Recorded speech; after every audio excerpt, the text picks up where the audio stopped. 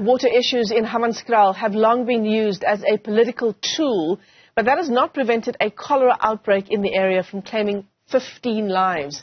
Some homes are surrounded by sewers with clean and safe drinking water, something that is very elusive in Hammanskraal.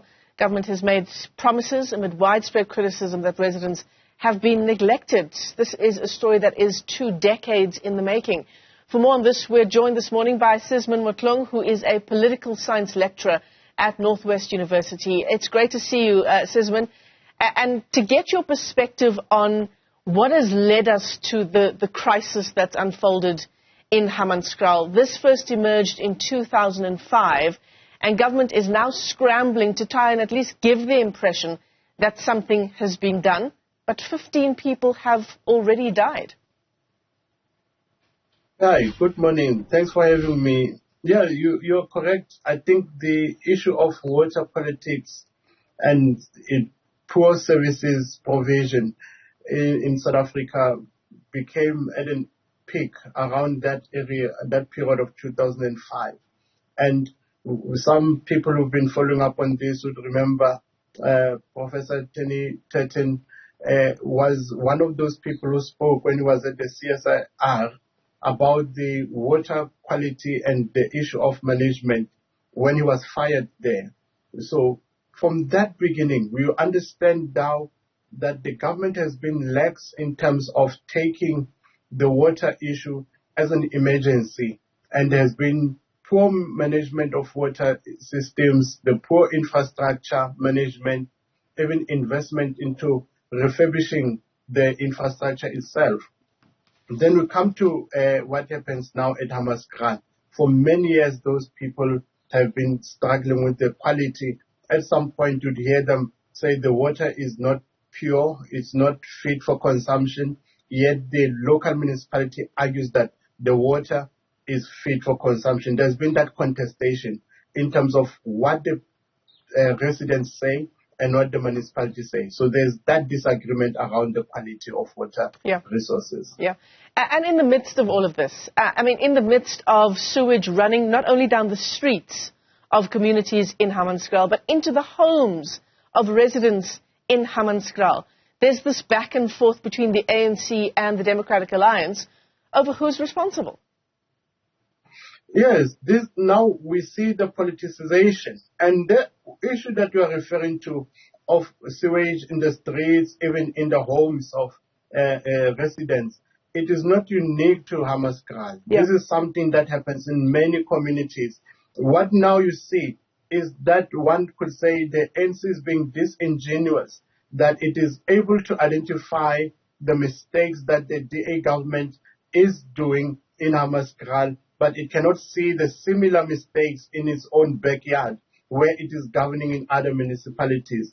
Others would even argue that this problem in Hammanskraal is not new because of a development of a DA government, but even from the tenure of the ANC, the Hammanskraal residents have been struggling with water quality. So it's now easy picking in a sense. And it's ridiculous, isn't it? Because at this point, residents don't care who's responsible. They want it fixed. Definitely. This is what the Constitution really gives to the people, that they have a right to a clean and safe environment. It is not about who is at fault or what not.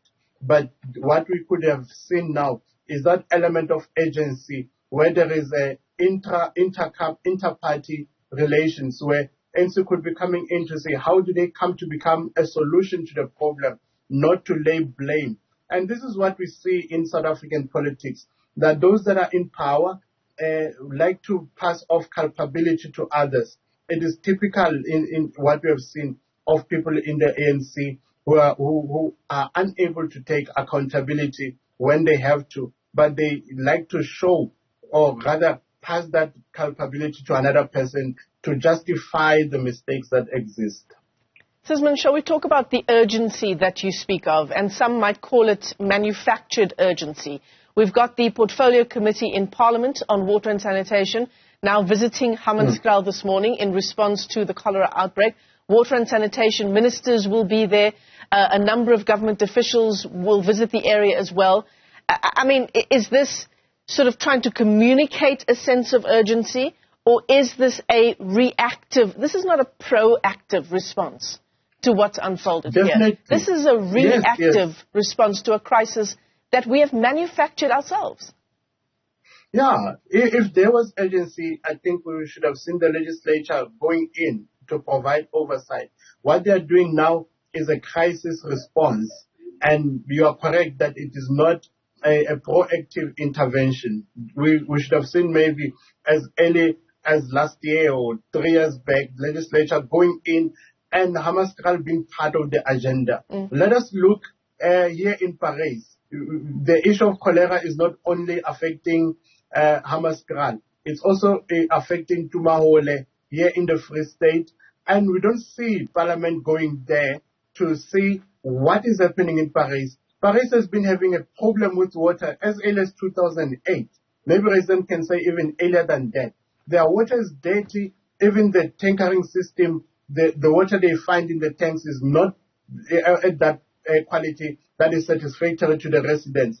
You don't see Parliament there. What they were waiting could be maybe people die in Paris, then we'll see the legislature going there. It's a problem of crisis response in terms of being transformative, in terms of leadership. Yeah, and the list, as you say, of areas around the country in various provinces struggling with the provision of clean water is quite a long one, Sysman. And, you know, one of the newspapers we discussed this morning on the program is also reflecting on what this Hammanskraal crisis means and the time at which this has flared up. It's not a new crisis, but certainly it's flared up in the midst of this cholera outbreak. There's also the electricity crisis. There's the economic downturn. There's our unemployment rate. Our economy is sort of crippling along. It's in crutches. It's hobbling along. It's yet another crisis upon a number of other crises that already exist in our country. Yes, I think me personally, I in the research that I've been doing in water governance, is now speculating that what we see with load shedding is just nothing really. When we see the kind of crisis that could unfold when the water infrastructure, the water services collapse, it will be bad. Residents have seen how with the load shedding, the reservoirs take time to fill up. This has affected areas like Johannesburg. Now, with the poor management of infrastructure, with the collapsing infrastructure, the water treatment works that are failing throughout the country, you want to see that it will be a huge crisis. I think we have to awaken to that reality that our water services are at the precipice of a crisis. If not already, we're in that crisis. It could be that in coming years, it will be very common to have this kind of outbreaks because the water purification plants can no longer tolerate the kind of a quality that comes from the rivers because the wastewater treatment is not really up to standard. This is something South African Human Rights has flagged. There is something that the Department of Water and Sanitation has flagged in terms of our infrastructure that is in shambles. So you're saying the crises are linked. They're sort of interlinked, the water crisis, the electricity crisis as well. I mean, this is... Definitely. This is high up on the agenda for all political parties, right? We're now in the build-up to elections 2024. It's not just the governing party, but perhaps more so the ANC, that will be concerned about what these many crises mean for their election outcomes. And, of course, other political parties will be hoping to score from what's unfolding at the moment. Yeah, but it is also something that is concerning. When you listen to the rhetoric from opposition parties, let's put aside the issue of cholera in Hammanskraal aside. We don't see so much DA, EFF, IFP, any opposition party really putting the issue of water and sanitation on the agenda. We have seen kids dying in schools because of lack of pit toilets, because of the pit toilets, not proper sanitation there. we don't see much talk there. It comes from the NGO sector who are fighting for the human rights in that regard. So our opposition groups, or opposition parties are not really flagging water and sanitation as an issue on the agenda. Then the last part in that comment is about citizens. Do we treasure our water resources? Do we honor our water resources that much that we want to hold the governing party to account, or even its DA where it's governing? Those who are in power, do we hold them accountable concerning the quality and the standard of our water and sanitation services, that we can decide that because of this long-standing issue in water and sanitation, we will no longer give them a mandate, rather look for somebody else. It is something that we have to think about concerning the security of our water services. Yeah, and corruption is never far from stories like this, right, Sysman? We've now heard of the 292 million rand that was paid to sort out the Rooiwal wastewater treatment plant. That project is nowhere near complete. Edwin Sodi, his name has come up again, as his name came up at the State Capture inquiry. Definitely.